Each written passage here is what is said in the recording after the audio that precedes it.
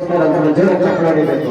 ಇವ್ ಟ್ಯಾಲೆಂಟ್ ಹೆಂಗದೆ ಅಂತ ನಾವು ಹೇಳಲ್ಲ, ಬಾಯಿ ಮಾತಿಗೆ ನೀವೇ ಪ್ರಶ್ನೆ ಮುಗಿಸ್ಕೋಬೇಕು. ನೋಡಿ ಇವಾಗ ಇವರು ನಾವು 3 ದಿನದಿಂದ ಹಾಡ್ತಾನೆ ಅವರ ಪಾಪ ಬಂದು ನಾವು ಇವ್ರ ಹೆಸರೇ ಕೇಳಿಲ್ಲ, ಅವ್ರ ಮೇಲೆ ಕೇಳೋಣ. ನೋಡಿ ಯಾವ ತರ ಇದೆ.